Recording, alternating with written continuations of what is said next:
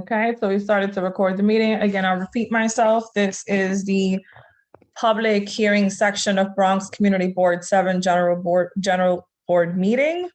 The opportunity to sign up is from 6:30 to 6:45, or you could do so via email. Some of you have already done so. If you would like to share anything or discuss anything during the public hearing section, you can either unmute yourself, state your name, put your name in the chat. If you are here representing an elected official's office, we will be calling and ranking order, so no need to let us know you're in the room. If you represent Bronx Community Board 7, of course. You will have a total of 1 minute. You will be timed unless extra time has been requested, then you'll be allotted the time.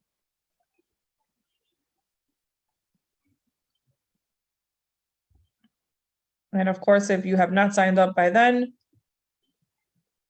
you can easily email the office and we will add you to next month.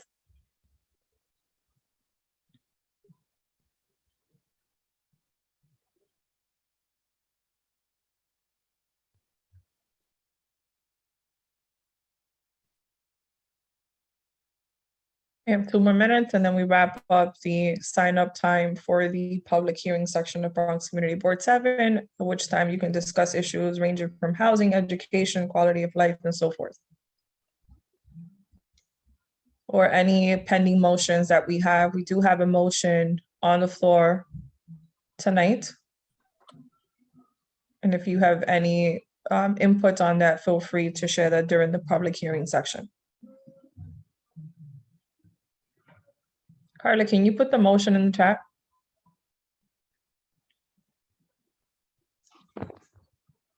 That way, if anyone has any comments, they can do that during the public hearing section. We have 1 minute left to sign up.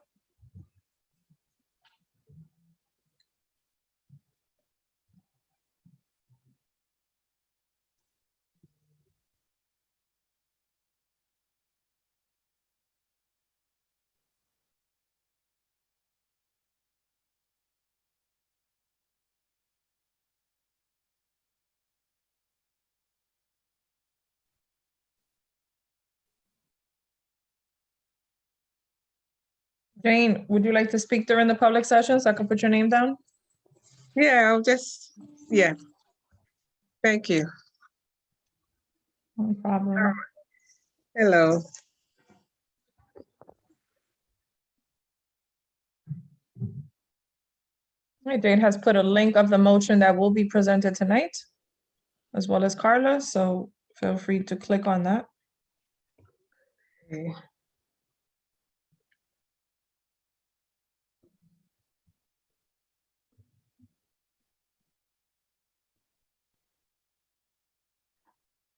All right, Madam Chair, you can open up the meeting for the public session. Barbara? Good evening, everybody. This is the start of our general board meeting for the month of April.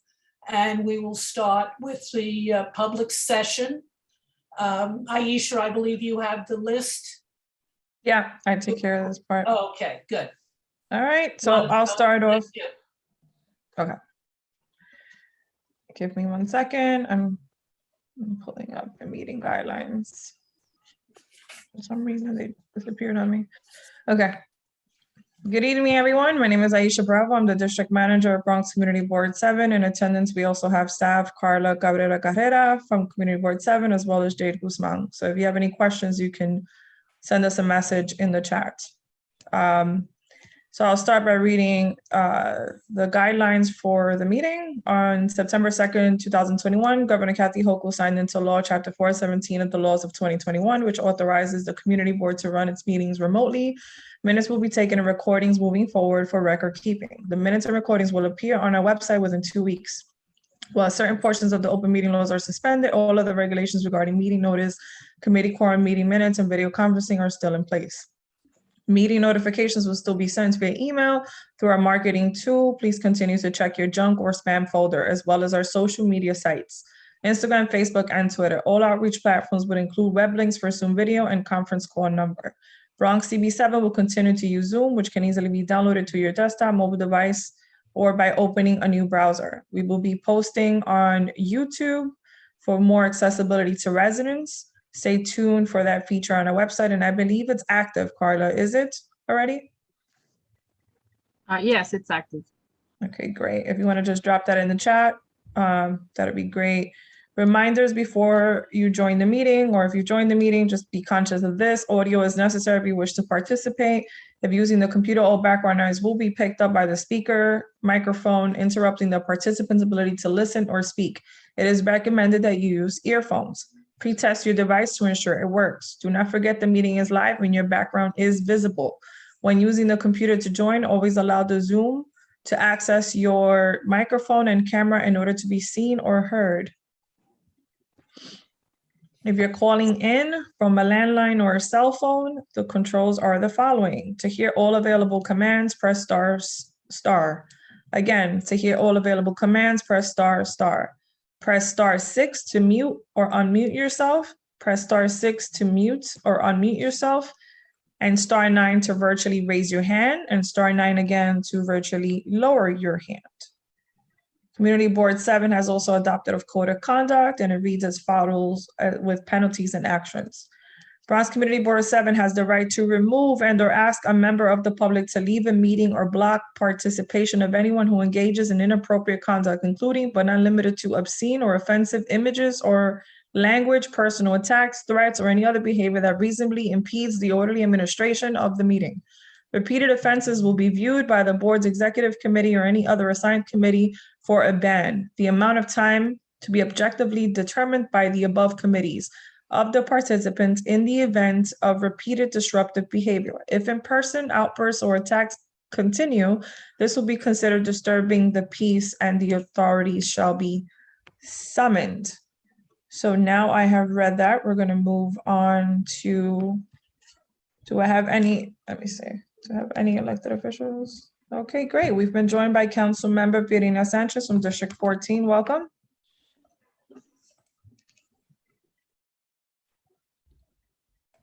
Hello. Good evening. Good evening, everyone. Thank you so much. Good to see you, District Manager Bravo, and all of the members of the community board and community. So I wanted to share a few updates. First, legislative, local, and then a couple of just citywide reminders to make sure that you all know that we're here. So first, today the mayor announced the executive budget. There's a lot of great stuff in there that I'm sure my amazing colleagues will also talk about. Hey, Councilmember Dinowitz. There's a lot of great stuff in there. Really great investments in youth, really transformational things in there. Not enough on housing, if you ask me. So during the executive budget meetings over the next few weeks, we at the council will be digging into the individual components of the budget. And I will be certainly fighting for more for affordable housing development and preservation, both sides of the coin, right? You can't just, we gotta protect what we have too. I also wanted to highlight that I introduced legislation at the last stated meeting that we'll be pushing hard for, which is to double and almost quadruple, in some cases, the fines for landlords who, even after receiving multiple complaints, multiple 311 complaints, getting their first violation, continue to not address issues of health and safety. So B-class and C-class violations. So we're taking the fines from $200 and we're bumping them up to $500 for repeat offenders, repeat offending landlords.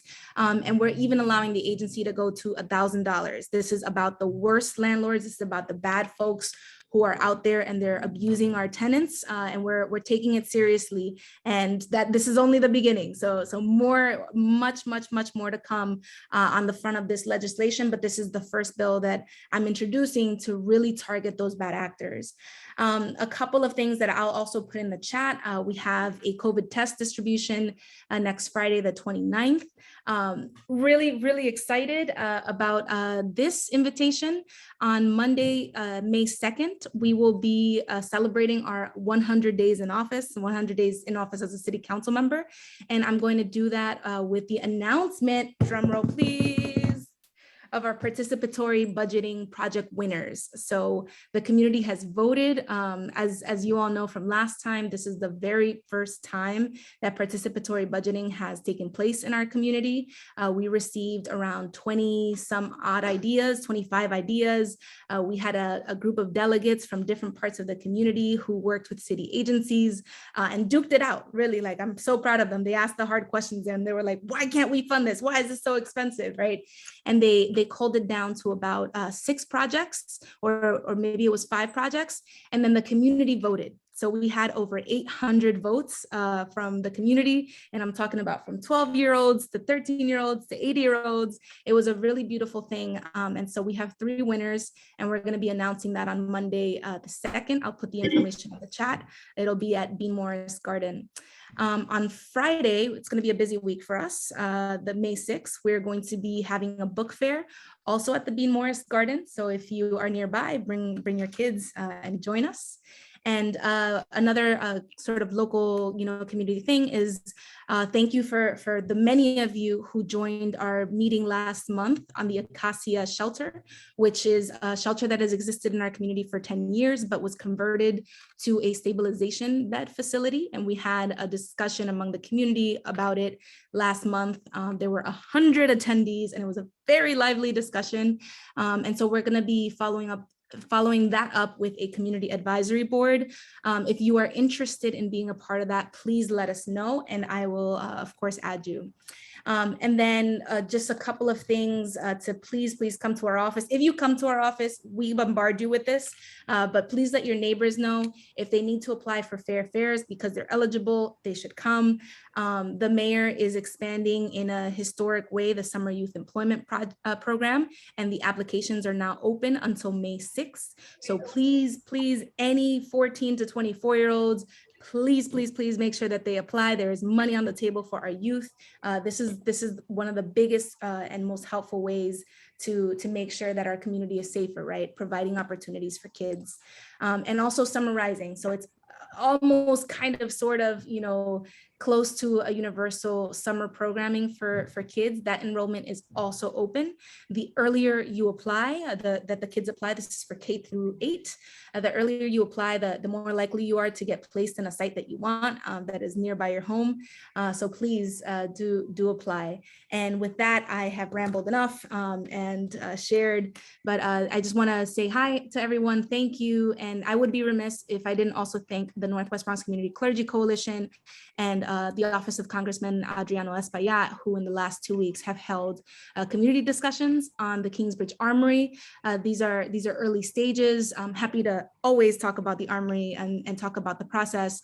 But right now we're, as I mentioned in the last 2 community board meetings, we're sort of in stage 0 of our new process. We're not in stage 0 because we've had many of these conversations before, and our community is on the ball in terms of planning for what's next. But we're in stage 0 in the sense that we're having conversations and we're listening and we're learning about what the community wants.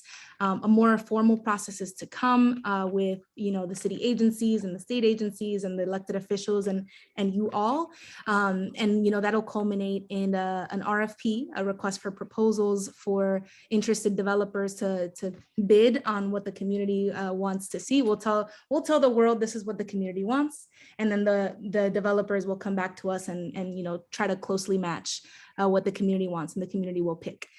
So this is going to be a long process, but I just wanted to, at this very moment, thank the community organizations and my elected colleagues for just being on it and having these early conversations. And I really look forward to working with you all on this.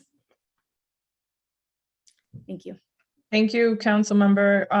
Also to mention that you stayed on top of the concerns that the community has raised regarding the new stabilization bed facility over on University. So that's something that I included in my report, which is a copy of the letter you sent out. So thank you for coordinating that and staying on top of it. Thank you. Thank you, Aisha. Next, council member Eric Dinowitz from District 11. Hi, everyone. Hi, council member Sanchez. She went over a lot of stuff. I'll start with some legislative updates. I am a co-sponsor of council member Sanchez's bill that's going to increase those fines. Really proud to be a co-sponsor of that, and really, glad that I have a colleague like Councilmember Sanchez really doing a lot to keep us safe, right? I think this bill will keep us safe. In line with that, there's a few pieces of legislation I've proposed, one of them dealing with the FDNY, just ensuring that all of their informational packets, the information they send out, are ADA compliant, and that they're provided in multiple languages. Because right now, some of the information that they're sending out is very tiny font, thick books, only in English. I'm looking at other legislation dealing with the environment, dealing with hate crimes. But I'll be more comprehensive in that. I'll send that to Aisha, like I think we usually send a legislative briefing. The budget, as Councilmember Sanchez mentioned, we are working hard. The mayor did release his executive budget today. I'm on the budget negotiating team, and I want to assure you we are fighting really hard to make sure your priorities are met. And I am really pleased that a lot of the priorities that we pushed for in our response to the mayor's preliminary budget were included in the mayor's executive budget, including things like increased funding for food assistance for the fresh meals, foreign funding for Be Heard, which provides mental health EMT responses to certain 911 calls, things like a summer youth employment, cleaner and safe streets. We're fighting for education opportunities, mental health services. Please continue to reach out to my office with your concerns, because we still have to negotiate with the mayor what the final budget looks like. And I know what to fight for based on the feedback that I hear from all of you. So please continue to reach out to my office. We've been meeting with everyone throughout the district. We just recently met with the Bangladeshi community in Norwood. They brought up concerns about lighting along Bainbridge and traffic safety. So we have active cases to fix the lighting on Bainbridge between 205th and 206th. We've put in for a study for an all-way stop sign on Rochambeau and East 206th Street. And we also have CUNY Citizenship Now services. That's at MMCC. It's Tuesdays from 9 a.m. to 4 p.m. So they can help with any of your citizenship questions, and they speak multiple languages. So just come on down. If you're not sure, you can always call our office. We're doing a free helmet giveaway on May 14th at Williamsbridge Oval Rec Center from 11 to 2:30. So come on by May 14th, get that free helmet, ride your bike. We're doing a COVID test giveaway. We know cases are on the rise, so we're restarting our test distribution program again. That's May 16th from 11:30 a.m. to 12:30 p.m. on Bedford Park, in Bedford Park on Jerome and West Mosholu Parkway. So come on by. We'll be doing another one at some point in Norwood. We just have to get the date settled, and we'll be sending that information out. And we're having a movie night on May 13th, Williamsbridge Oval, around 8 o'clock. We are showing Soul. It's a really good movie with really good music. We have warmer weather now, so our graffiti services, our cleanup services are back. We're doing, so if you see graffiti, can let our office know. We'll send the team out there to clean it up. And if you follow me on social media, if you are subscribed to my newsletter, you can see some of those before and after pictures. We do litter pickup on Jerome Avenue from 195th to 198. We do Bainbridge from 208th to 205th, Paul Avenue from Bedford Park to Mosholu Parkway. If there are areas in the neighborhood, again, that need cleaning up or graffiti removal, just reach out to my office. You can always reach out to me about anything, whether it's cleanup, whether it's about events, whether it's about a constituent service you need. You can email me at dinowitz@council.nyc.gov. Call me at 718-549-7300. But always stay on top of what I'm doing, all of our events, things I'm doing at City Hall and in the community in my newsletter. And you can sign up at ericdinowitz.nyc/newsletter, ericdinowitz.nyc/newsletter, or follow me on social media. Thank you. Thank you, council member. We appreciate the legislative updates. That's always a good thing. You and Councilmember Sanchez, so we love that. Thank you. Good. We've also been joined by Assembly Member Jeffrey Dinowitz. Jeff? How are you, everybody? I just unmuted. I'm actually calling from Albany, so I'm on an iPad. So if I look a little, I don't know, strange, it's because I'm not in front of my usual computer. Well, the council member was very thorough in talking about some of the local stuff. So I will focus on what we've just finished doing a couple of weeks ago, which is to pass the state budget. And I have to say, it was probably the best budget that we passed since I've been elected to the assembly. Wasn't perfect. There were some bad things I didn't like in it, some good things that weren't in it, but we provided huge amounts of money for schools, for education, over $31 billion in school aid, $21 billion plus in foundation aid. That's the money that we've been getting to make up for the years of being shorted by the state government. And this is based on the Campaign for Fiscal Equity court decision. So we did really well with school dollars this year. We got huge increases in funding for city and state university, healthcare funding. We included, back to higher education, we increased TAP funding for college students, for part-time college students, and we restored TAP funding for people who are incarcerated, which is very important, I think, because when people get out of incarceration, we want to make sure they have the best possible education so they can get their lives back on track. And this will put them in a better position to do that.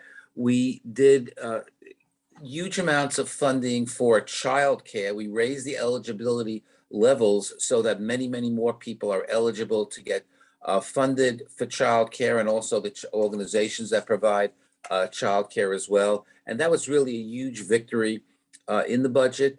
We increased around the state universal pre-K. We expanded health coverage for people in New York, including undocumented immigrants who are 65 plus.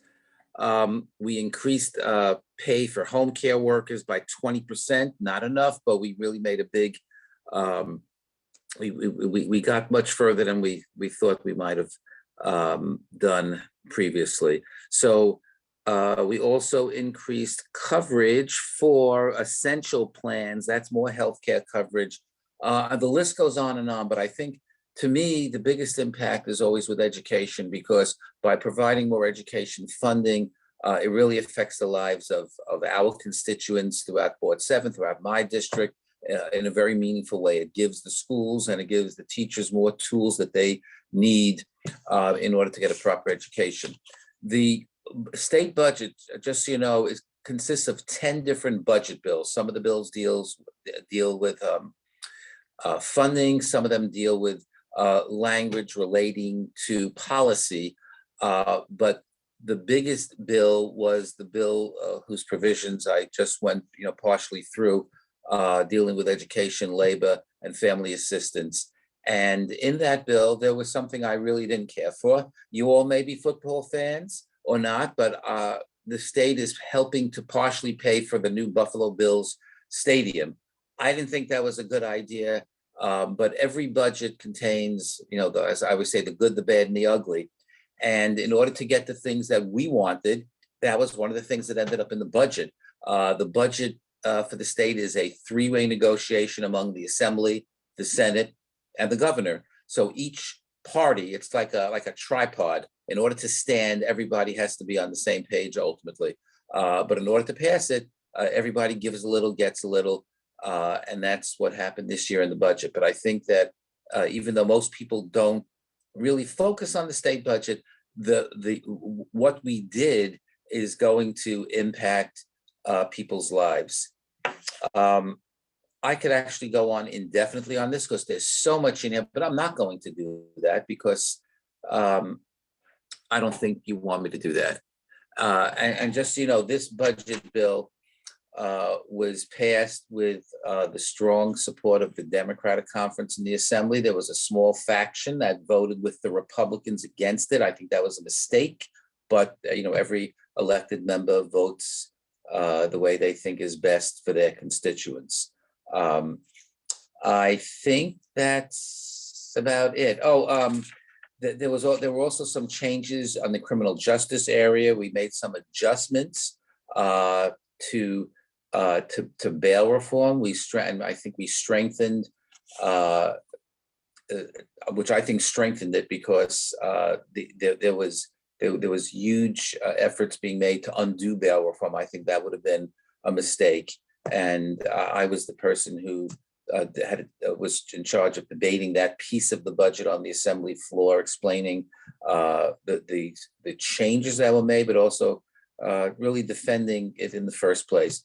And I don't know where people stand on the issue of bail reform, but what I do know is nobody is happy with the increase in crime, which has taken place in the Bronx, in the state, and in fact, throughout the country. But one thing I will say, regardless of what your opinion is, one way or the other on bail reform, crime has gone up, unfortunately, throughout the country in states that have no bail reform. And some of the biggest increases took place in states, Republican states, such as Texas and Florida. But we have work to do. I don't know about you, but I don't want to see fewer police in where I live, and I don't think anybody does that. So I don't think defunding the police is the answer. We want to have police who do their job, do it properly, do it appropriately, but we want to have funding. I'm going to end it there. I thank you for your time. If anybody has any questions, I'll be happy to answer them. Otherwise, I will bid thee farewell. Thank you, Assembly Member, for your time and a detailed, happenings of what's going on in Albany. I will ask you, do you mind sharing with folks what Campaign for Fiscal Equity is? Just a refresher for those that are not aware, and what progress has been made there, because I think it's really important. Okay, thank you, Aisha. That's a very good question. A lawsuit was brought, I don't remember what year, but it was, I think at least 20 years ago, by a group led by a current colleague of mine who's a state senator now, Robert Jackson. And the basis of the lawsuit was that we were being underfunded in New York City. And ultimately, the finding was that certain area that children are entitled to a basic, decent education, and that certain areas were underfunded. Certain school districts throughout the state were underfunded. And one of those school districts is New York City. New York City is a school district. And it went back and forth for years in court. And then even after we won, we never got the money. I think the lawsuit was originally won when Eliot Spitzer was governor. So you can see how many years we're talking about. He was elected governor in 2006 and didn't last that long. So this is a 20-year process, but this is an enormous victory because underfunded districts like New York City are now receiving significant increases in funding. And as you can imagine, that's necessary, particularly in high needs areas, in order to give kids the best possible education. So that was a huge victory. And the full phasing in of this, what's called foundation aid, is taking place over a 3-year period. This year being the second year. And I have to say that Governor Hochul has been extremely supportive of many of these initiatives in funding that we fought very hard for. So as I said, I think it's probably the best budget that I can remember. Not perfect, but we really got a lot done this year, and this is good for our communities. Thank you, Jeff. I think that was important for folks to know where that lawsuit is and what progress has been made. So thank you for that. I don't believe that there are any other electeds on the call. So I'm going to move on to, okay. So I'm going to move on. Is there anyone here from the mayor's office? I believe we have a new liaison, which is Alina. She introduced herself. Last time, she's also a resident of Community Board 7. Alina, are you with us, or anyone from the mayor's office? Okay, is there anyone here from the New York City Comptroller's office? Yes, I'm here. Good evening, Hi. everyone. Hey, how are you, Ms. Hi. Bravo? Hi. Hello. Welcome. How you doing? Thank Good. you, thank you. Good evening, everyone. My name is Grim Mayhew. I am from Comptroller Brad Lander's office. We really just only have one update for everyone, and that is that last week, the Comptroller released the New York City Climate Dashboard, and it is a online database that is to highlight the city's incremental progress and path forward to meet its goals of reducing greenhouse gas emissions by 80% by 2050. And if you're interested in that, that is on our website. I will also put my contact information for everyone in case you need our assistance. And that's it. Thank you very much. Sorry about that. Thank you so much. Next, do you have anyone here from the New York City Public Advocate's Office?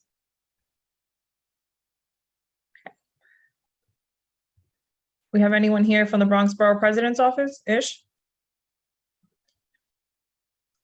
Okay. Anyone here from the Bronx District Attorney's Office? Eric, are you with us? Hi, Isha. Yes, I am. Good Good evening, evening. everyone.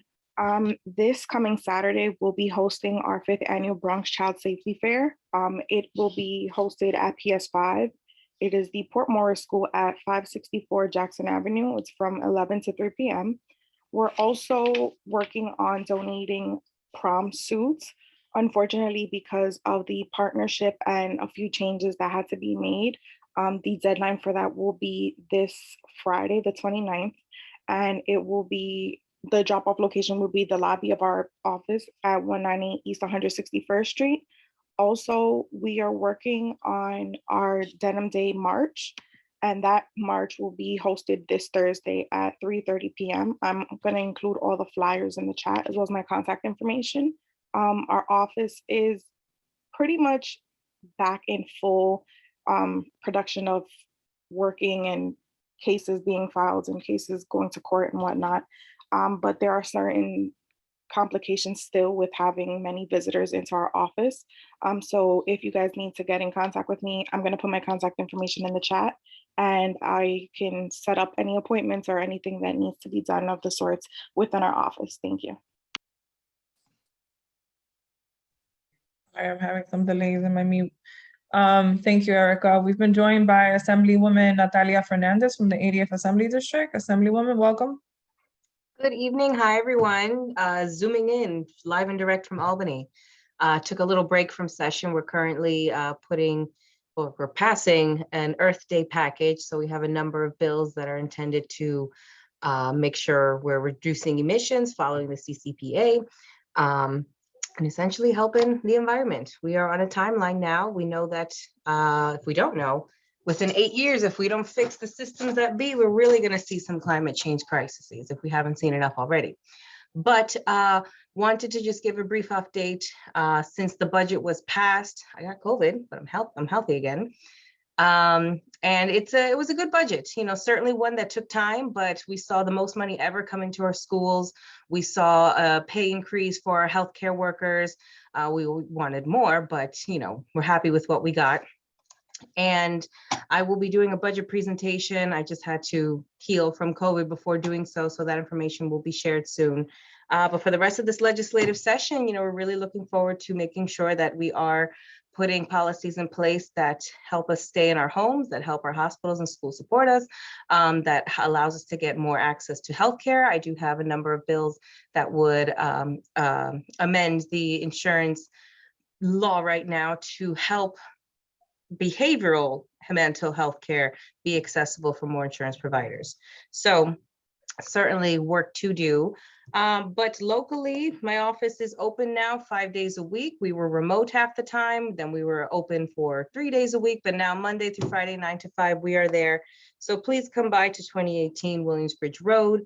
On May 29th, I'm having a shredding truck there. So I know it's not as close to the Norwood community, but if you are available Saturday, May 29th, is that Saturday or Tuesday?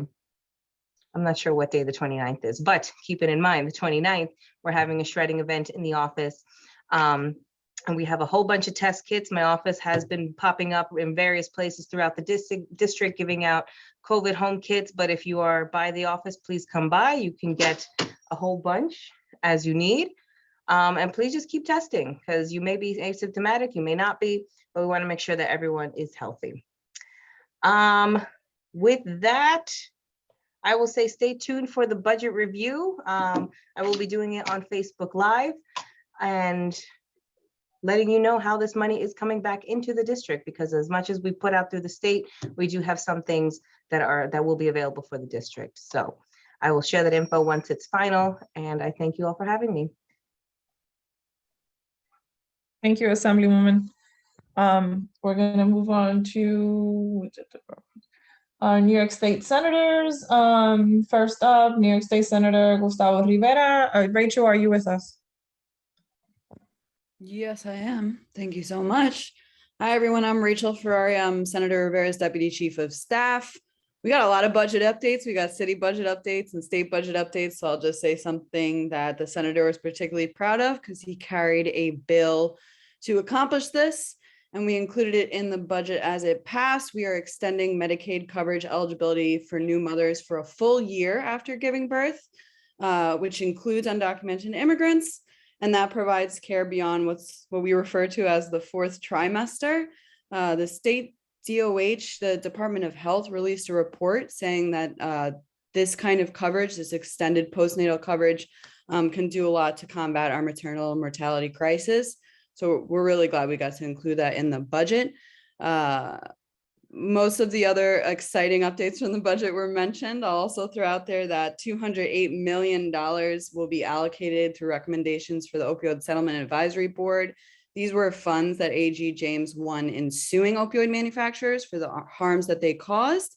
And the senator fought very hard to make sure that these will be included in the opioid settlement fund and overseen by this board. So the funds are used for harm reduction and for helping folks who are affected by the opioid crisis and by overdoses.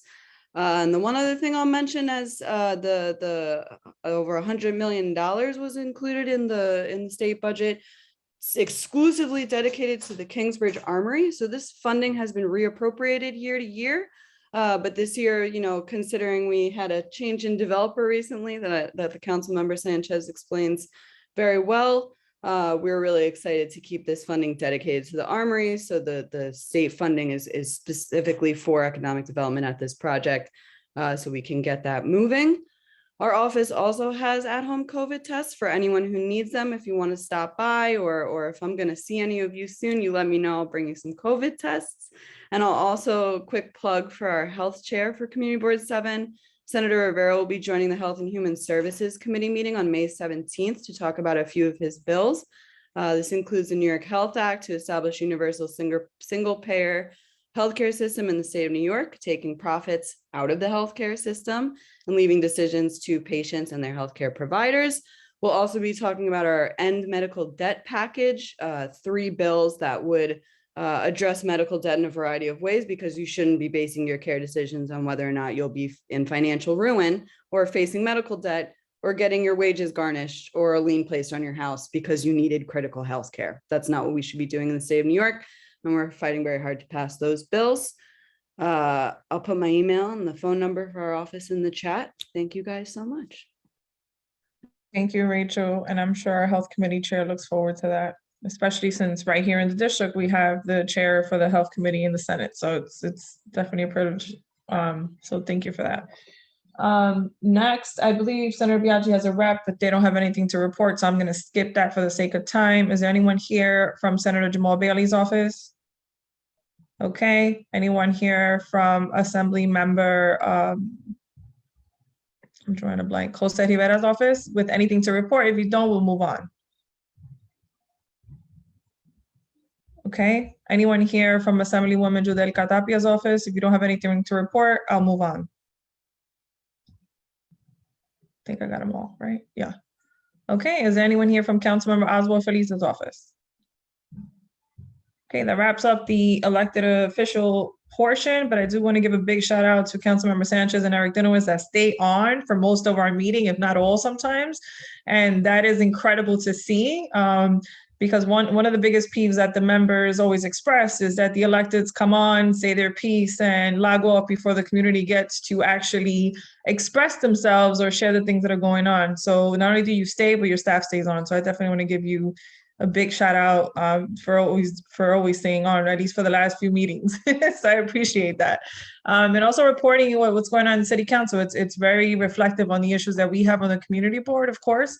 So But I also want to give also a big thank you to Councilmember Sanchez. As you know, we've been having issues with our office, hence why it's not open. And she will be helping us with that issue as well, so we can get it going. On that note, we have a presentation from the Northwest Clergy Coalition.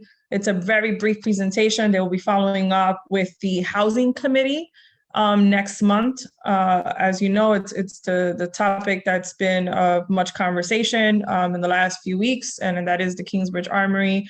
And there are many stakeholders that have been part of, the works of that for many, many, many years. Like the council member said, these are not like new conversations. They're conversations that are being revisited, right? To make sure that something actually happens. So on that note, I would like to welcome the Executive Director of the Northwest Bronx Clergy Coalition, Sandra Lobo. Hello, good evening, everyone. Really good to be here with you all. Sandra Lobo, Executive Director of Northwest Bronx Community Clergy Coalition. And I too was in Albany this morning advocating for the New York Health Act and good cause eviction. So it's good to see some of our representatives here who have signed on to those bills. I'm here, I just wanted to briefly update everyone on some of the work that the Northwest Bronx is doing around the Kingsbridge Armory, really with an invitation for your involvement, for your input. Carla, I sent you the PowerPoint. Can you just share it briefly? I know I only have 5 minutes. So what I shared with Carla is a presentation that we did actually in collaboration with a number of the electeds that were here today, including Councilmember Pierina Sanchez and Senator Gustavo Rivera, Borough President Gibson, and others, as you see here. And so we've been engaging in community events where we are trying to get input on a number of things. You can go to the next slide. And this is, and you can go to the next slide. There you go. Just stop here for a minute. So we've been having lots of community engagement events. And this one that you see in terms of a presentation was one that was virtual for those who couldn't attend in person. And really the goal of the conversations are the 3 that you see on the screen. One is to get feedback on guiding values and principles that should be directing the process around the engagement around the Kingsbridge Armory, as well as what ultimately happens in the Armory. The second is to get input on what are both the strengths and assets of the neighborhood surrounding the Armory, as well as what are the challenges that need to be addressed and invested in. And then third, to really source project ideas for the actual Armory development. You can go to the next slide. So what we shared that day were a set of values and principles that we've collected thus far, where we've now engaged with close to 800 people thus far. We are about to launch a survey of small businesses, including the vendors around the Kingsbridge Armory. We're doing a survey of young people and a survey of tenants and homeowners to get additional input. But here, this screen, you see some of the values and principles that we've collected thus far to help direct the process. And you can go to the next slide. This presentation can be shared with everyone. Carla has it and can send it out. The next is just, the map of the neighborhood surrounding the Kingsbridge Armory. And this was really the process of kind of identifying what are the assets, what are the things that we want to preserve and protect. We know that when we signed the former community benefits agreement with Kingsbridge National Ice Center, that almost immediately we saw small businesses that had 5-year and 10-year leases lose those leases to 1-year or even month-to-month leases. And so those are the things that we need to be aware of, that we need to understand, so that whatever happens in the Armory needs to complement and not compete with what's outside the Armory. So we've been collecting that feedback from a whole host of stakeholders in the community. You can go to the next slide. And so we also shared with community members, what are the parameters around the Armory? And this is given to us really coming directly from the Economic Development Corporation. So I'll start with on the right-hand side and go to the left. One is the zoning, right? It's currently primarily zoned for commercial and light manufacturing. And so really thinking about what are, how does that impact our thinking and what can go inside? It's the building, as many of you know, is landmarked. So we've been organizing around the Kingsbridge Armory for 26 years. We've learned from those 26 years that we cannot touch the exterior of the building, and that does limit what can go inside. One of our early organizing campaigns was, let's put more schools there. It was at the time when we were organizing around overcrowding in schools, and our young people were really, taking the charge to kind of assess that as an opportunity. We know it cannot be schools, it cannot be housing, given the limitations of not being able to change the exterior, and therefore that there's something to be mindful of. And then lastly, the building is so massive, the renovation and the maintenance of the building is so massive. We need at least one revenue generating project that can sustain the building, that could also allow for other kind of community benefits or other kind of things in the Armory that would be a direct response for community needs. You can go to the next slide. And then we just suggested, here are some areas of opportunity in the Bronx. There was a development study done in the Bronx a number of years ago. These are the 4 areas that were either growing sectors in the Bronx or areas of need in the Bronx that really we wanted to invite people to think about. And you can go to the next slide. And then finally, these are the areas of opportunity in the Bronx that we wanted to encourage people to think about, that are allowable for the zoning, allowable for the landmark status, and that could potentially provide revenue generation. And so these conversations have just been brainstorming, capturing and documenting of input from folks, and really documenting it in the terms of how many people have said, X, how many people have said Y. We're holding on to this information and capturing people's input with their contact information to keep people abreast of what we're collecting. You can go to the next slide. And then finally, these are just ways for folks to get in touch with us. We are, you can stop the presentation. I know my time is up. We are doing this in collaboration with the council member, Pierina Sanchez, as well as other folks who are here, including Senator Gustavo Rivera, to ensure that community members are staying on top of any developments and updates, but also deeply engaged in providing input. So we invite you to be a part of this process. We can send Aisha our surveys to share with your neighbors and constituents. And we will also have a membership meeting coming up this Saturday at the Talentine Church Father Smith Center, where we will be furthering our Armory campaign as well. So thank you very much. I'll put an email in the chat if you'd like to get in touch with me. And thank you so much. Thank you, Sandra. Thank you for sticking to the 5 minutes. I appreciate you for that. So we'll see you at the housing committee. So if anyone here has any questions, you can either email her directly, or again, join the housing meeting. Eric Asensio is our chair of our housing, land use, and economic development. So we'll see you then. We have 4 people left, Barbara. Please note the 4 people I'll be calling in this particular order. I'll be calling Mr. Judd first. 2nd, the Buccaneers. 3rd, Jean Hill. 4th, Jane Addison. And please stick to the 1 minute so we can get our meeting started. Thank you. Mr. Judd. Okay. Good evening, everyone. My name is Terrence Judd. Can you hear me? My name is Yes, Terrence. we can. Yes. Okay. My name is Terrence Judd. I'm the president and CEO of Your Needs First. I would like to thank the members of Community Board 7, the local officials, as well as the community constituents for giving me this time. I'm here because I would like to request a letter of support regarding a project that we're looking to do. I've been working in the field of social services for over 23 years, and we have identified a building in the Bronx, which is at 2530 Grand Concourse, where we're looking to do multi-purpose project. One aspect would be an economic development center, where we would be offering medical, substance abuse, mental health services, as well as assistance with housing, computer lab, emergency services, employment assistance, helping people obtain public assistance if necessary, job readiness, legal services, because we've identified a few partnerships with other organizations, life skill, parenting skills, and opportunity for people to start businesses.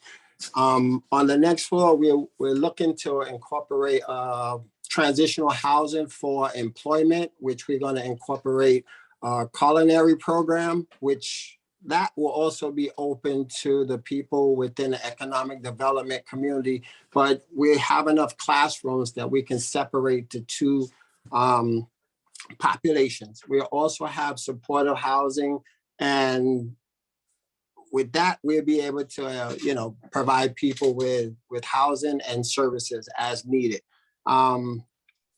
I know 1 minute goes fast. I don't want to overstep my boundaries. I'm just looking to come in alliance with everyone within the community. I love everything that y'all are doing. I've learned so much about the community, and I wish I would have knew about it to come on sooner. And I just want to thank everyone for their time. I'm hoping that we can get this opportunity to work together.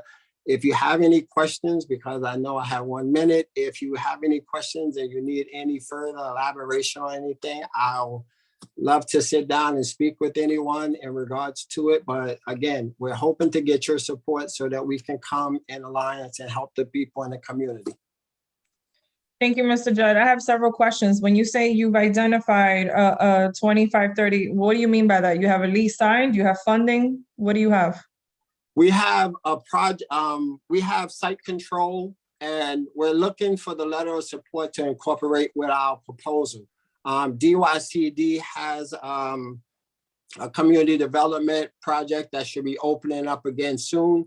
I know they recently had one that closed out. They said the next round should be coming. In addition, they have an open proposal for a transitional house, open RFP, for transitional housing that we will write the proposal and submit it. And the supportive housing is also an open RFP as well.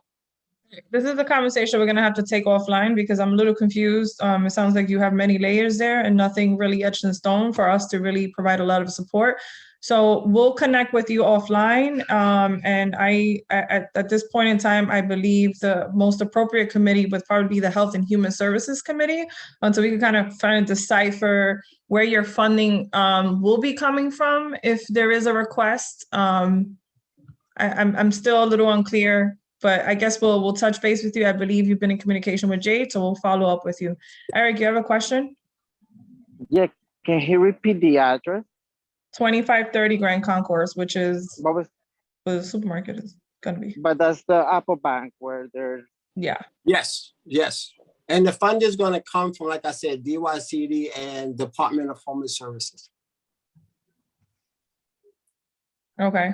But you also, you said DYCD and DHS, correct? Yes, ma'am.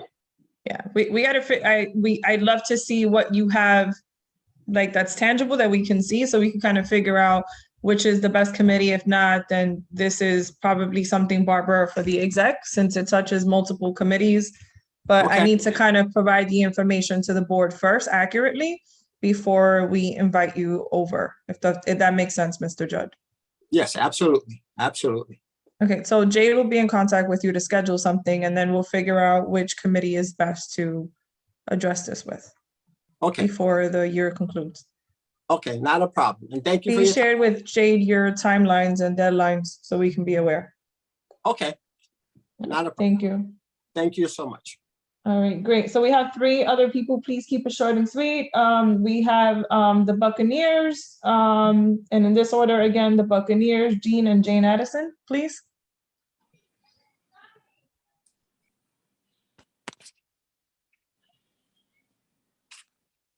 Ready? Aisha, should I start? Yeah. Sorry about that. Hi, everybody. My name is Tasha Andrews. I am really a member of the Parks Community Board. But today I am representing the Bronx Buccaneers, a youth football team. Our president, Keith Spivey, could not be here to present the organization. So I'm going to be doing it on his behalf. I'm just going to read something that we kind of came up with just to give a really overview of the organization. So the Bronx Buccaneers is a youth football tackle program out of the Williamsbridge Oval and Community Board 7. We offer our young people the opportunity to participate in a safe athletic football program dedicated to embedding the youth in our community with the necessary skills to become student athletes. These experiences provide a source of recreation, and while simultaneously improve athletic skills, health and physical fitness, and education. And it offers a platform to engage in teamwork, sportsmanship, fair play, cooperation, self-discipline, community responsibility, and leadership. The goal of our program is to develop well-rounded student athletes who not only learn the fundamentals of football, but also the importance of education and teamwork in an atmosphere conducive to developing sound mind, body, and character, while striving to broaden the vision done by encouraging them to go beyond the proverbial football field and into the community and their immediate environment, with the understanding that they will soon become not only productive, but also contributing members of society, by offering opportunities to volunteer and participate in community activities, which ultimately promotes awareness and helps to develop an attitude of paying it forward, which allows them to be responsible in their community. We attend and participate in events hosted by the Williams-Bridge Oval Park, which is our home field. These include It's My Park Day. These experiences improve their well-being and provide a healthy lifestyle to the individual, families, and ultimately the community, as well as allows the participants to gain valuable community service hours in an effort to begin instilling accountability and responsibility, which unfortunately is lacking in some of our youth. We practice the ideals of sportsmanship, fair play, scholarship, and physical fitness. Our program teaches lessons of value far beyond the playing days. In an effort to support the student athlete segment, we stress year-round academics for our entire athletes, and we practice the ideals of under a knee must take a knee. Our annual banquet gives us the opportunity to celebrate the commitment and dedication shown by players and parents to our youth and also to our youth for their accomplishments. Our entire staff is comprised of volunteers and parents who display an extraordinary amount of compassion, commitment, and hard work, ensuring that our program has a positive influence on the lives of our children. We solidified a motto, one team, one dream. We accept boys and girls ages 8 through 14 from any area. We do not believe in tryouts, but we will accept any child who is excited about playing football, who wants to learn football responsibly, and who want to be a part of something fun. So that's our organization. We are currently practicing and registering. So we are open to any child who, again, just wants to come out and play football. Any questions? Thank you, Tasha. You guys do great work. Oh, I'm sorry. Somebody a question? Jaira? Yeah, I have a question. Tasha, you said ages 8 through what? 8 through 14, boys and girls. I'm gonna send you something on the chat because my nephew's 8 and I think he'll be interested. Thank you. Okay, great. We would love to have him. And kudos to the Buccaneers. They fought for their spot to make sure that they contribute to this community. So Tasha, thank you for all you do for the youth, and definitely encourage if you have any kids, nephews, anyone to join the Buccaneers. Tasha, if you want to put your information in the chat so they can reach out to you. Will do. Thank you for the time. Awesome. Okay, great. Jean Hill. Hi, everyone. Two things. First, I know that Bronx Week is coming up. I have a question. How do vendors sign up who want to work on the Parkway for Bronx Week? Is there some person in particular or group in particular they have to reach out to? Yep, Carla's gonna get you that information. If you can see her nodding from this Zoom. I don't see her. She's on it. Okay. Carla, if you could put that in the chat or send it to me, however it's good. And then my next little quick thing is Councilman Eric Dinowitz is going to be hosting a mammogram bus here at Tracy Towers on May 19th. It's going to be during the day from 10 to 4 o'clock. If anybody wants to come over and have their mammogram done here, the bus is going to be actually parked on Jerome Avenue. But if you want to reach out and sign up, you can reach us at TTO10468@gmail.com if you want to come and participate in that event. That will be May 19th, the mammogram bus. Thank you. Jean, what's the email? You said it's TTT104 what? TTT O, the letter O. Oh, okay. 10468@gmail.com. Okay, great. I just put it in the chat. Thanks. Oh no, I sent it a direct message. Oh boy. All right, I'll fix that and send. Thank you, Jean. If you have a flyer, if you want to take a picture of it and send it to me in a text, we can also send it out. I will speak to the councilman's office. Oh, no, they did send me a flyer. Yes, I will send you the flyer. Okay. Okay. Sounds good. Thank you for sharing that. And also for those that don't know, Jean Ho is also the president of the Tenant Association over at Tracy Towers. All right, thank you. Last but not least, from Mashula Parkway Library, Jane Addison. Thank you, Jane, for being patient. And with you, we end the public hearing section. Good evening, everyone. Yes, you hear me? Yes, good evening. Oh, good. Okay, my name is Jane Addison. I'm the library manager for the Mashulu Branch Library. I would like to remind everyone that our in-person programming has resumed and it's for all ages. So please stop by and join us during these programs. We also have free at-home COVID tests. So you can stop by Monday through Thursday from 12 to 4 p.m. and pick up anything that you want. That's all I have for today. Thank you so much for allowing me to speak. Thank you, Jane. It's always pleasant to hear you. All right, Madam Chair, this concludes the public hearing section. It's all yours. Okay, good evening, everybody. We are officially opening Community Board 7's monthly meeting. I would like to move the agenda since we have quite a bit to discuss tonight. Our first item will be the district manager's updates. Go ahead, Aisha. I'm sorry, do we do attendance? That's coming after that. Okay. Yeah, I'll be very, oh boy, I lost my report. Give me 1 second. Okay, here we go. All right, as you all know, in April of 2018, the New York City Council passed a comprehensive package of legislation strengthening New York City's anti-sexual harassment policies and combating sexual harassment in the workplace. As a result of this legislation, all community board members are required to take an annual training session entitled Sexual Harassment Prevention: What to Know About the Unlawful, Inappropriate Behaviors in the Workplace. As you know, when you become a board member, you become an officer of the City of New York. Therefore, you have to be compliant with the same rules that a staff member would when it comes to these trainings.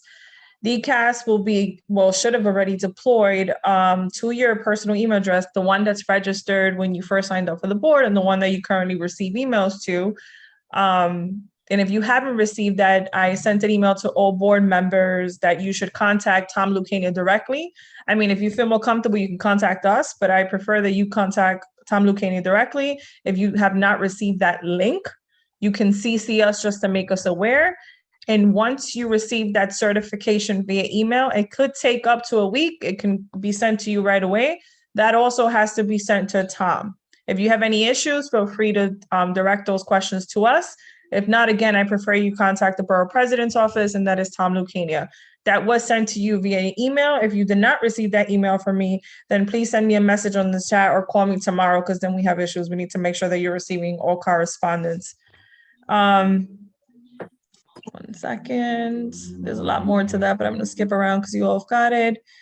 I shared this at the exec meeting recordings, minutes, and agendas and participation. Last week, now 2 weeks, Carla shared with the committee chairs pretty much like a how to deal with YouTube when you're logging in during your committee meetings, so you don't log yourself out and so forth. And those directions were shared via email. Just to be clear with all members, committee chairs, and also for the public to be aware, we cannot omit or stop recording once a meeting starts, as these meetings are all public, unless this goes into executive session. So be sure to share that with your presenters, or if there are any presenters here that are looking to present in the future, understand that we cannot stop the meeting, that you will be recorded if you're attending one of our meetings. Minutes, of course, for the chairs already know this. They once they are submitted, they will be published as soon as we have them. And just a reminder to everyone, since now these meetings are being recorded and published, and as we all know, everything that goes out on the internet is permanent. Just want to remind people to use appropriate language and refrain from using any derogatory or offensive language similar to our code of conduct, or be careful how do you refer to other people or things that are going on in the district. Again, a big reminder, everything that goes out on the internet is permanent. Just wanna rehash some things that were discussed. There have been some concerns of the lack of participation from board members, and I don't mean just, I guess what I'm trying to say is attending meetings are great, but also contributing is more important. We want to make sure that everybody's lens is heard and it's participating, since you all live in different parts of the district. I'm sure our chairperson will reiterate that shortly. Okay, shelter site selections are still a concern in our district. Back in February, we were given a presentation on a conversion from a shelter to become an adult civilization bed facility over at 2287 University Avenue. There were obviously many concerns expressed. So I want to express the gratitude, like I did earlier, to Councilmember Sanchez for taking the lead on this and making sure that engaging all concerned parties. In my report, when it gets uploaded, you'll find the link of a letter she sent over as a follow-up. So definitely grateful for that. But we want to make sure that the community knows that we are vigilant on shelter site selections. We have expressed concerns over saturation in certain neighborhoods in our community. So that is something that, again, it's an ongoing conversation. Next update on the Yankee Scholarship. Unfortunately, we were only received 3 applications. As you know, every community board gets 5 slots. So they're allowing us in the next 3 days to fill the other 2. So if you have if you have any interested folks, Jade, if you could just drop in the chat the application so they can go ahead and apply. If we don't get anything, we will only submit the 3. Only the 3 have been submitted. We do understand that the qualifications have changed, and it could be a bit tedious given the fact that COVID has, changed the way our normal is. But unfortunately, we do not have control over the qualifications. That is just, we have to fulfill them. Next, I know there's been some back and forth with the law department on what new guidelines could be when it comes to having meetings on Zoom. Right now, until we get further notice, we will be on Zoom up until June. If anything changes, we will be sure to update the public and, of course, the board members. But as of right now, it seems that we are going to remain on Zoom until further notice. Some office updates. I know that folks have expressed concerns over the office not being open. I assure you it's not a lack of effort. We've had some internal damage that unfortunately has taken a little longer to repair. However, we are servicing this district probably more now than ever. The phones don't stop, the emails don't stop. We have on our website, we have a correspondence box where you could share all of your concerns with us, and we respond right away. So I assure you that the community is being served. So if you have anything you need, Jade and Carla, if you can share the office numbers again and emails just for everyone to have it. We are here to help liaise. If we need to refer you to a nonprofit, a city agency, we're going to continue to do our job. So I assure you that that has not impeded us in any way from servicing the community. But if you have any questions, feel free to direct them to me. And I'd be more than happy to answer any questions.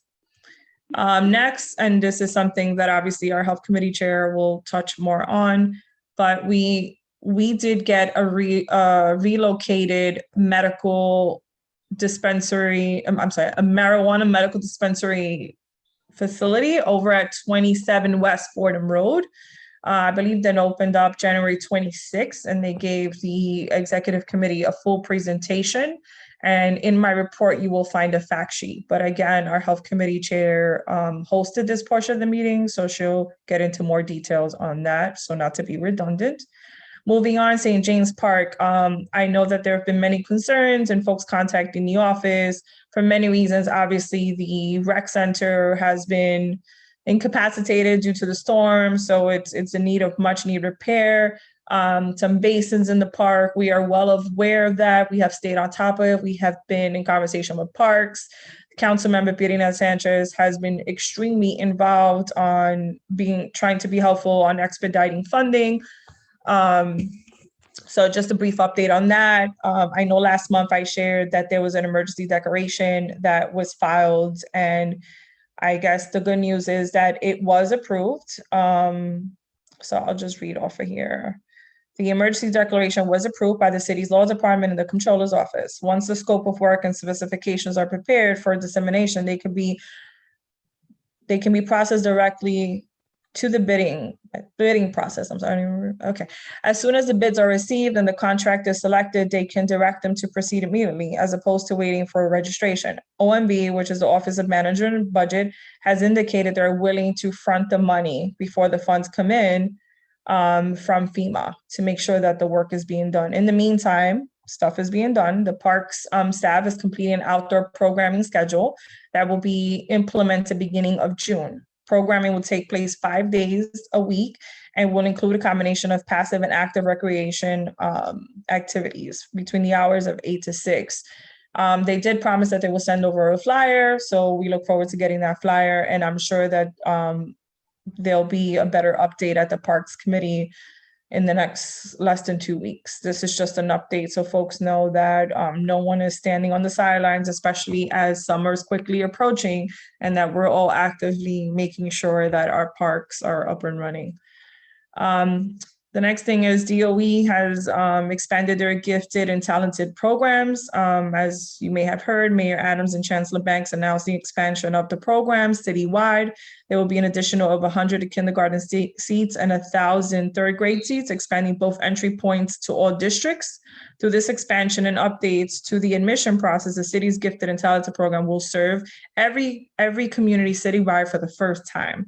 And applications, and this will be on a report, applications open on May 31st.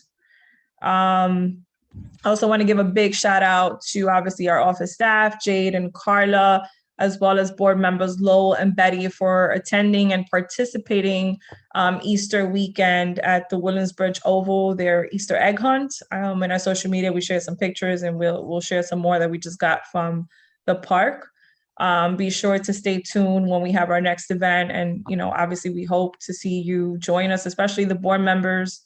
It's always a good event. And also in my report, I share some updates from the Vision Zero program that the city has launched. It's launched in several precincts. And in there, it gives you a breakdown of how many summonses were given, what bikes were confiscated, and it gives you more detail. I'll be sure to also send that to, if I haven't done so already, the Traffic and Transportation Chair to share. And there also has been some correspondence coming in from studies and requests and all these other things that have been disseminated through the committee. So feel free to attend our committees to keep yourself more informed. Any questions for me? Okay. I will share one last thing. Sanitation has been very proactive in reaching out to our office for areas that do need enforcement. We're trying to figure out what that means, and we're going to create a Google form that we're going to try to add. And again, don't quote me on this. This is a work in progress. So we're going to try to put on our website. So as we communicate weekly with sanitation, we can give this information out. But I'll get back to you in the next week or so on how that's going to work from our office to sanitation. But we all know that, sanitation's issues are alive and well. And we want to make sure that we are the liaison between your complaints and the Department of Sanitation. So just know that we are trying to stay on top of things as much as possible, but we also have community partners. So feel free to reach out to them as well. And those are obviously our elected officials. On that note, Madam Chair, that is my report. Any questions? Thank you very much, Aisha. All right, we'll move to the agenda. I have 2 items I would like to bring up. First of all, we will be having Bronx Week this year. It's going to run from May 9th through Sunday, May 15th. And as you remember, the Bronx Week Parade and Festival is held within our community board along Marshalloo Parkway. And I'm urging all our members to please plan to come out 11:30 on Sunday, May 15th, to march in the parade. It's not a huge distance that you would have to walk, but it would be a great opportunity for us to meet one another in person as opposed to sitting before a screen. So please mark your calendar and try to participate by coming out. And I believe we're also planning to table at the event. So you'll be hearing more from the office staff about that. The second item, to our chair people of committees, we are working on doing a survey, an engagement survey for the board members. And I believe I asked the chair people to develop some questions for the survey. And I just want to remind you that we'd like to have the questions sent by this Friday. Okay, any questions on that? We'll move the agenda then. The next item is our roll call and our attendance. Our secretary, I believe, is on. Yahira. Hi, everybody. This is the roll call for the general board meeting of the 26th of April, 2022. Leuris Acosta. Tasha Andrews. Tasha Andrews here. Thank you. Betty Arce. Betty Arce present. Thank you. Jahira Arias present. Emanuela Samoa. Emanuela Samoa present. Thank you. Eric Asensio. Eric Asensio present. Thank you. Michelle Avila.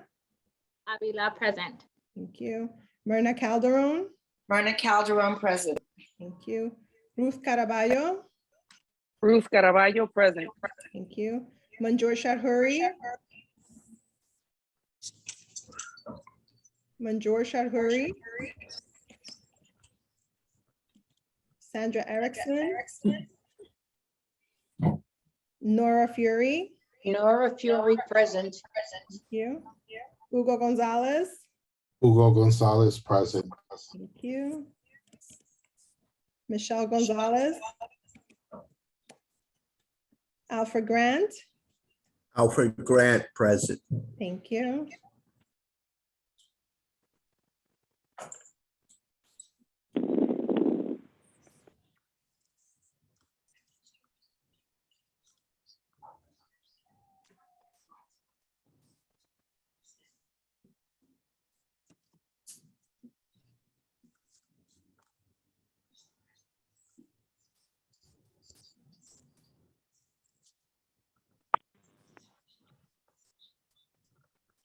What happened? What happened? Yahira, you're muted. Hello? Yes, now we can hear you. Okay, Lowell Green. Lowell Green is present. Thank you. Danielle Herbert Guggenheim. Danielle Herbert Guggenheim. Helene Hartman Kanowski. Helene Hartman Kutnowski is present.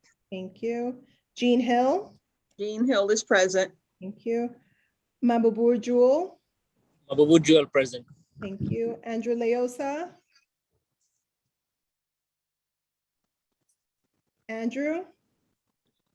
Andrew Leos present. Thank you. Rosalie Leslie. Rosalie Leslie present. Thank you. Emmanuel Martinez is on leave. Jenny Medina. Amira Mustafa, she's on leave. Daisy Perry. Daisy Perry present. Thank you. Jamar Quintana. Edgar Ramos. Edgar Ramos present. Thank you. Helene Red. Helene Red is present. Thank you. Janelle Robinson. I believe she was on leave.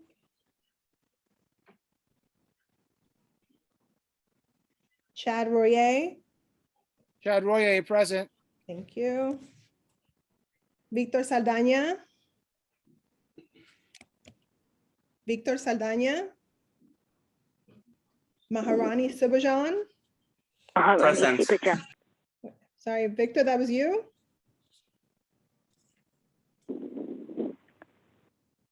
Maharani?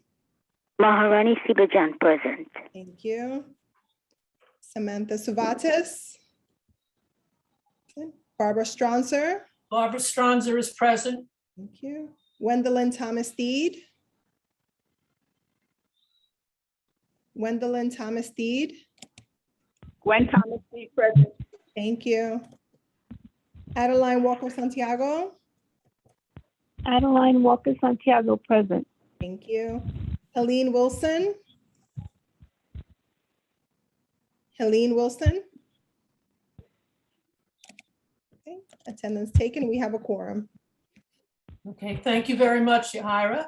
You're welcome. We'll move on to the review of last month's minutes.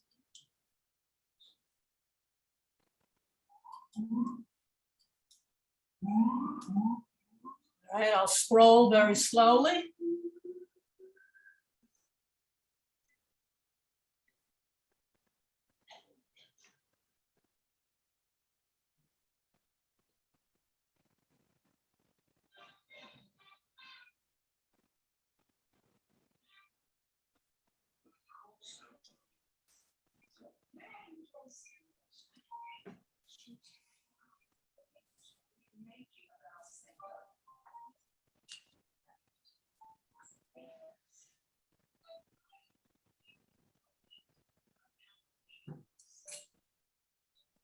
I am here, Helene Wilson. I could not unmute myself. Thank you, Helena. I got you. We hear you. Thank you. Okay.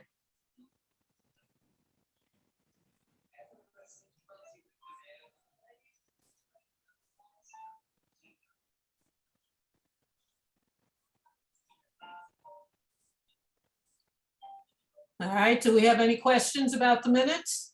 Yeah, Serio's name needs to be changed. It's SIRIO, wherever. Yeah, Betty, I always tend to butcher his name. I don't know why. Okay, no problem. Okay, so he's not here tonight to complain, so I'll do it for him.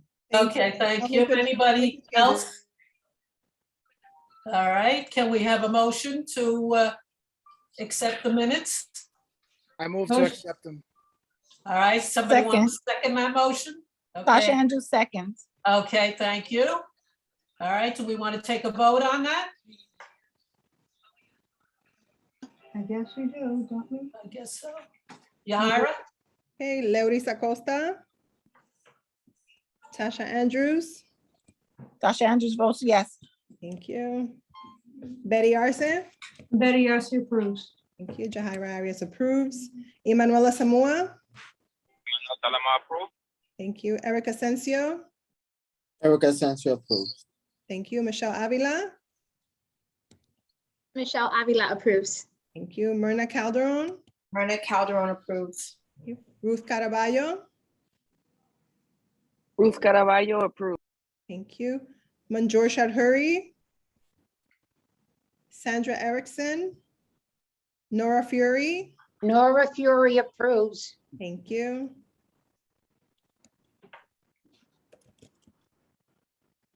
Hugo Gonzalez?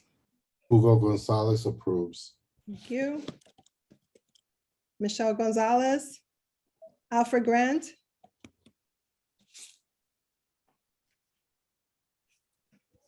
Alfred Grant? Lowell Green? Lowell Green approves. Thank you. Danielle Herber Guggenheim? Helene Hartman Kanowski? Helene Hartman Kanowski approves. Thank you. Jean Hill? Jean Hill approves. Thank you. Mababur Jewel? Mabubu Jewel approve. Thank you. Andrew Leosa?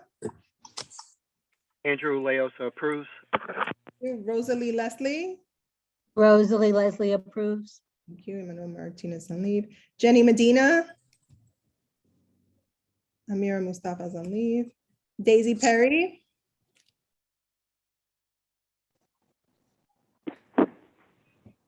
Daisy? Jamar Quintana? Edgar Daisy Ramos? Perry present, sorry. It's the motion to approve the minutes. Do you approve? Oh, yes, sorry. Thank you. Quintana, Edgar Ramos? Edgar Ramos agrees with the motion. Thank you. Helene Red? Helene Red approves. Thank you. Janelle Robinson's on leave. Chad Royer? Chad Roy approves. Thank you. Victor Saldana? Victor Saldaña approves. Thank you. Maharani Subhajan? Maharani Sibajan approves. Thank you. Samantha Sabatis? Barbara Stronser? Barbara Stranzer approves. Thank you. Gwendolyn Thomas Deed? Gwendolyn? Gwen Thomas Deed approves. Thank you. Adeline Walker Santiago? Adeline Walker Santiago approves. Thank you. Helene Wilson? Helene Wilson approves. Thank you. Motion passes. Okay, thank you again, Yahira. We have one motion tonight, and it's from the Environment and Sanitation Committee. So Betty, go ahead, you're on. Yeah, can we get it put up? I always have problems when I try to share. Okay, hold on 1 minute. Thank you. I'm sorry, Yahira, it's Danielle Guggenheim. I'm present. Sorry, late. Okay, I'll mark you. Okay, can you all see that? Okay, thank you. Okay, go ahead. Right, so the committee met and there's been issues around our citywide curbside organic collection that has been suspended. At least its expansion has been suspended throughout the city where it hasn't been fully implemented. So we are proposing a letter to City Council supporting the restoration and expansion of the curbside organic collection program and ensuring that new residential buildings in CV7 participate in an organics collection program as mandated by the city. And the issue is that we have been participating in the past prior to COVID. Bronx Board 7 was participating, and the mayor Adams, well, under Mayor de Blasio, it was suspended. Mayor Adams had proposed restoring it, but has changed his mind and is putting a stop on it. And we feel that it's really important because of the environmental impact of compost going into landfills where it emits a lot of methane. And it's also a way in which we can help to deal with the growing rat population, because we separate food scraps and they go into bins that are basically keep the rats from getting into it. So our goal would be to follow up with our city council at some point. City council members, it is supported, and there are actually at the state level, there is a proposed legislation to mandate organic collection as well. It seems it's a difficult thing to do, but we've done it with recycling of paper and with metal and plastics. And I think that if we start moving in that direction, we will eventually have a cleaner and safer and greener city. So that is the motion. Okay. All right. Do you want to just reread the motion, Sure. Betty? And we'll get Letter a second. Yes, letter to City Council supporting the restoration and expansion of the curbside organic collection program and ensuring that new residential buildings in CV7 participate in an organics collection program as mandated by the city. All right. Do we have a second for that motion? I'll second. Okay, thank you. That's Chad. And do we have any questions for Betty? Sounds good to me. Helene All Hartman. right. Anybody else have a comment? All right. Are we ready to do a vote? Looks that way. Yahira? I have a question. Oh, okay. Go ahead. I'm sorry. I didn't see your hand. Can we shape up the language a little bit, like it says mandate instead of mandated? There's a. Oh, you mean? Oh, Yeah, that has to be, it's not it shouldn't be hyphenated. It's mandate, one word. Right. Okay. Okay, that needs to be corrected. All right. Good point. Thank you all. Okay. All right, anything else before we take it to a vote? All right, Yahira? Leuris Acosta, Tasha Andrews, Tasha Andrews votes yes. Betty Arce, Betty Arce votes yes. Jahira Arias votes yes. Emanuela Samoa, Manuela Samoa vote yes. Eric Asensio, Eric Asensio votes yes. Michelle Avila, Michelle Avila votes yes. thank you. Myrna Calderon, Myrna, Ruth Caraballo, Ruth Caraballo votes yes. okay, thank you. Manjur Shahuri, Sandra Erickson, Nora Fury, Nora Fury votes yes. thank you. Hugo Gonzalez, Hugo Gonzalez votes yes. Michelle Gonzalez, Alfred Grant, Alfred Grant votes yes. thank you. Lowell Green, Lowell Green votes yes. thank you. Danielle Hartman Guggenheim, Danielle Herbert Guggenheim votes yes. thank you. Helene Hartman Kanowski, Helene Hartman Kotnowski votes yes. thank you. Jean Hill, Jean Hill votes yes. thank you. Mabur Jewel, excuse me. Mahmoud Jewel, yes. Thank you. Andrew Leosa, Andrew Leosa supports the motion. thank you. Rosalie Leslie, Rosalie Leslie votes yes. thank you. Emmanuel Martinez is on leave. Denny Medina, Amira Mustafa is on leave. Daisy Perry, Daisy Perry votes yes. thank you. Jamar Quintana, Edgar Ramos, Edgar Ramos agrees with the motion with corrections. thank you. Helene Red, I think when you talk, then Miss Whitman, they call me. Helene Red approves. Helene Red, Helene Red approves. thank you. General Robinson's on leave. Chad Royer, Chad Royer approves. thank you. Victor Saldana, Victor Saldana approves. thank you. Maharani Subajan, Maharani Sibajan approves. thank you. Samantha Suvatis, Barbara Stronser, Barbara Stronser approves. thank you. Gwendolyn Thomas Steed, Gwendolyn Thomas Steed supports the motion. thank you. Adeline Walker Santiago, Adeline Walker Santiago approves. thank you. Helene Wilson, Helene Wilson approves. thank you. Motion passes. Yahira, did you not call me or did I miss it? Myrna Calderon. I did call you, Myrna. I didn't hear you. Hi. Okay, just put down I approve. You approve? I Thank will you. also, Tasha approved. I couldn't unmute my phone. Sorry. Tasha, I heard you. I got it. Okay, thank you. Motion passes. Thank Okay. you, everyone. All right, thank you, Yahira, and Betty too.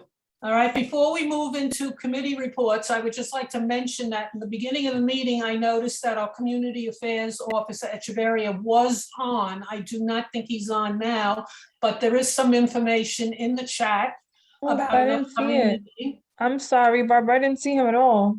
Oh, because he was on. I don't think he's on now, but he did He was leave. there, yeah. Well, yeah, he can't come on now, but I didn't No, see him. no, he can't, but I want you to check the chat and maybe some of the information Victor will give us later when he gives his report. Okay, I'm sorry. If I missed anyone during these things, feel free to text me or like nudge me because Well, I sometimes don't it's know hard. if he Sorry. signed in or what, but I just didn't want to ignore the fact that he was on for a good part of the meeting. Barbara, All right. he did leave his information in the chat. Yes, and also he an did. event, and also an event that's happening on Thursday. Thursday, right. Okay, thank you. All right, we'll move on to committee reports. I asked everybody to be conscious of the time. We'll start with our Budget, Personnel, and Ethics Chairperson, Andrew Leosa. Go ahead, Andrew. The Budget, Personnel, and Ethics Committee will be meeting remotely via Zoom on Monday, May 9th at 6:30 p.m. The committee will follow up with the 2 attendance letters sent to 2 board members regarding their lack of attendance. In addition, the committee will report on the status of the board budget as provided by the city as we get closer to the end of the fiscal year, which ends on June 30th. Thank you, Andrew. We'll move on to education, youth, and libraries. Larissa Costa? He's not here. All right, is there somebody from that committee that would like to make a report? All right, we will move on then. Environment and sanitation, is there anything you would like to add, Betty?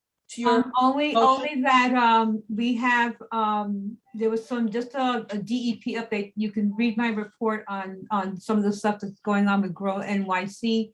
Want to do a stop and swap, but there is money available for New Yorkers who have delinquent water bills are encouraged to apply for assistance at New York State. The links are in my report. Rain barrel giveaways are being made available to private homeowners. And there is, DEP is hiring rain garden maintenance workers as seasonal city park workers. Salary starts at $16.63 an hour, and it will be a 40-hour work week. All that information is in the in my report, and I'll put some of that in the chat. Thank you. Thank you. Oh, I'm sorry. And next meeting will be May 3rd at 7 p.m. All right. Thank you. Can I just say something? Somebody Yes, go ahead. Somebody has some type of music playing in their background. And I know we said we have to be mindful of, you know, everyone. Please make sure you're muted. Okay. All right, we'll move on. Health and Human Services, Michelle Avila, go ahead. Thanks, Barbara. So the committee did not meet this month. However, as Aisha said, we did have a presentation by VeriLife at our past executive committee meeting. I wanted to just share some highlights so that the community is aware of the facility that is now on West Fordham Road. So VeriLife's medical marijuana dispensary moved from the Hunts Point area to Fordham Road, 27 West Fordham Road in January of this year. VeriLife is a medical marijuana company that has distribution all the way up to their storefront, kind of that pipeline, and they have this business in Illinois, Maryland, Massachusetts, Ohio, and Pennsylvania. They are one of 30 medical marijuana dispensaries in New York State. It's a heavily regulated business. And they identified the West Fordham Road site with security, patient access, and interior layout in mind. They wanted the relocation to be somewhere that was accessible to folks, especially in terms of public transportation, and really focusing on patient access and ease. The dispensary offers medical marijuana products to patients, and they have a wide selection of these cannabis products. I want to make the distinction that they are only servicing medical folks with a medical marijuana card, which they explain to folks when they come and visit. And so they've said that they have a really tight security and protocol procedures. And so folks have been interested and have stopped by and asked, you know, what it is, what folks are selling. And so they take the time to explain to members of the community that it's a medical marijuana facility. And they also walk folks through how they can obtain a medical marijuana card if they wish to do so. And so I can put some information in the chat on how you can obtain a medical marijuana card shortly. We asked them how their operations have been so far. They've said that things have been going smoothly. They completed all their state and local inspections and transitioned in early January. With operations being underway, they have not had any security issues. They have not had any incidents. They did not have any incidents when they were located in the Hunts Point area as well. And they are in regular communication with the local precinct. You know, they also talked about some of the kind of neighbor and community outreach that they're doing. They are meeting with local businesses in the immediate area to introduce themselves. They are involving themselves with cleanup, and they have offered to give community board members a tour of the facility and also answer any questions and keep an open line of communication. They are employing folks from the Bronx as well, and hope to kind of continue doing outreach and partnership throughout the year. I really encourage folks that are interested to look in the district manager's report and see the fact sheet. It's comprehensive, it's 8 pages and goes in depth with all of the information that I discussed. Our next committee meeting is on May 17th, and I really encourage folks to come. As Rachel mentioned earlier in the evening, we're gonna host Senator Gustavo Rivera. It's gonna be a really great meeting. Thanks so much. Okay, thank you, Michelle. Are there any questions for Michelle? All right, we will move on then to housing, land use, and economic development. Hi, thank you, Barbara. Good evening, everyone. So we're going to be having our meeting on May 10th, and we're going to be hosting Department of Sanitation representative to talk about the waste management program that has come into law as of April 1st for residential buildings. And we also going to be hosting the Department of City Planning with a study about Fordham Road and the businesses there. Okay. All right, thank you. We'll move on to parks. We had a very interesting meeting last month. We finally received a tree list for the board area for the new plantings that will go in both this spring and in the fall. I believe that forestry hasn't done too much planting over the past 2 years due to COVID, but we should see some new trees throughout our board area. In addition to that, we had the representatives from the rec centers at our meeting. We had the recreation person from Williamsbridge Oval. We had a person from Poe Park, and we also had the person from St. James. And as far as our friends are concerned in the parks, we had a representative from the Friends of Marshall Parkway and also from the Friends of DeVoe Park. So it was a nice update on what was going on there. At our next meeting, we are having DDC in regard to the golf house that should be in construction along Jerome Avenue. And also some of the amenities that were promised as a result of the filtration plant. Our next meeting is scheduled for Wednesday, May 11th at 6:30. So if you're interested, please attend. Okay, we'll move on to public safety and quality of life. Victor?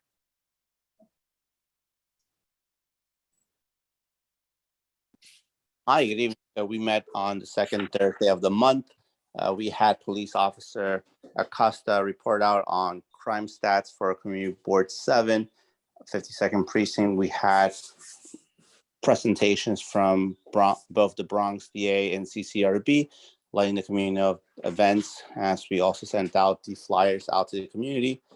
We're looking for next month to hopefully keep adding all the tickets and complaints from the community to be able to provide precinct more up-to-date stats on where we're seeing quality of life issues.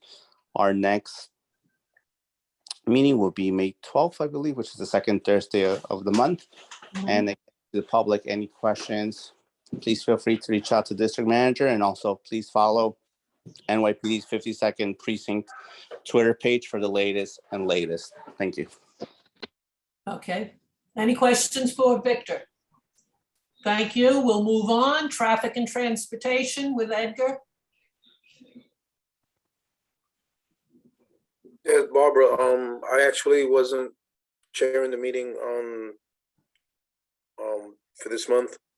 Okay. Jahira actually chaired the meeting.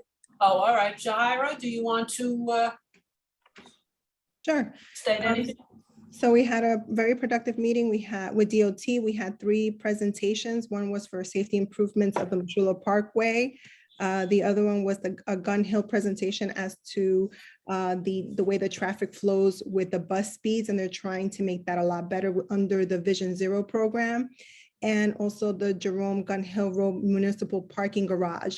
So those links are in the minutes, and everybody's free to check them out.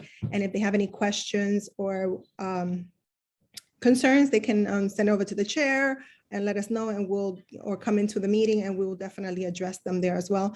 Also, there was a quick other presentation about the open streets overview, so that that information is also in the minutes.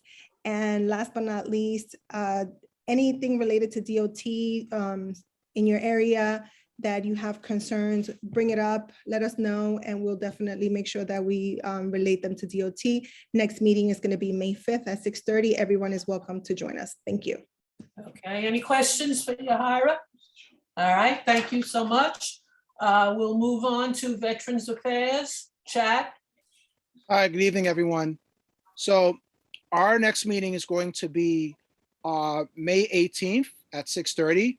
I want to give a big shout out to all the committee members of our committee who not only have been attentive, but was very instrumental in gathering a lot of the people who have been coming. I just want to thank the committee members for our support. We got some information regarding flagging at the Woodlawn Cemetery. So the tentative date would be May 22nd, where participants can join in small groups if they want to put flags at the grave sites of veterans. We await additional information, but if anyone does have an interest in taking part, you can reach out to Carla Cabrera Carrera, who is one of our wonderful staff members at Bronx Community Board 7. Also, the big discussion was about the proposed closures of the VA medical centers, one in Manhattan and one in Brooklyn. So we had an advisory meeting that happened a week before, and it looks like everyone from all over the city are weighing in on how they're opposing to the way that it's being handled. And I think it's easy to say that we all agree that all veteran constituencies and advocates need to have one voice in how we're going to communicate to the powers that be. Before we make a recommendation of some sort, we kind of want to get more information and then bring it back to the full board if necessary. So we're keeping constituencies involved and engaged. And that concludes my report. Okay. Any questions for Chad? Thank you. And we'll move on to the ad hoc bylaws committee. Myrna? Myrna here. So we will be meeting tomorrow to continue the revisions of the bylaws. There are some recommendations of committees that need to be merged. There was discussion on the quality of life and sanitation, environmental committees to be joined, and both chairs to be in agreement with that. Of course, all changes need to be passed through the executive committee and with the full board. So hopefully we finish up tomorrow and we'll be ready to present to the full board. Thank you. Okay, thank you. All right, we have completed the reports from all the committees. If any of the board members have questions or comments to make, now is the time to do it. Please raise your hand. Barbara, I'm sorry. Yes. I don't remember it's raising that. I just want to make a quick, and I forgot to mention this. I wanted just to acknowledge Serial Guarino. We had a community member who had some complaints about an empty lot that was was trash filled, and she had difficulty, or she was having problems getting sanitation or anyone to clean it up. The issue is that it is a private lot, and there's a process by which any kind of private lot can be cleaned up even by the city. So the wheels of bureaucracy were rolling very slowly, until Serial came in. I think he managed to get the superintendent from the building next to the lot to open it up, and he cleaned it up. And I just wanted to acknowledge that he did this on his own time. And he's just a wonderful community member. And I just wanted to acknowledge that. Unfortunately, he's not on tonight, but I just wanted to bring that up. Okay, thank you very much for bringing that up, Betty. Yes, Sirio, if you don't know him, he goes around the community, painting over graffiti, cleaning up whatever he can, and this is all on a volunteer basis. All right, any other comments? Yes, I see Ruth's hand. Go ahead, Ruth. Good evening, all. I will be brief. I just wanted to thank our team under the direction of our district manager. I see all the hard work you guys are doing. I am super impressed, and I can only speak for myself, but the website, the link, the YouTube page, all of the work that you guys are doing is evident. And I want to thank you for sticking the course and helping us be our best at doing our best for our people. Thank you. Okay, good. Thank you, Ruth. But again, and I thank you for saying direction, because direction means that it's a team, but definitely Carla and Jade are a blessing. And I'm very grateful for their hard work and just their ability to see when something is missing and fill it in. So definitely I want to make sure that that's on the record too. So thank you, Ruth, for saying that. Okay, good. All right, any other comments? Do we have a motion to close the meeting? Before we do that, I just want to mention that our next general meeting will be held on May 24th.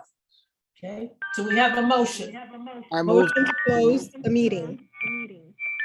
Yes, do we have a second to that motion? Emmanuel Asamoah second. Thank you. All right, all in favor? Aye. Aye. Aye. Aye. Okay. Aye. Good night. Good night. Good night. Thank you. Good night. Thank you for your help. Good night.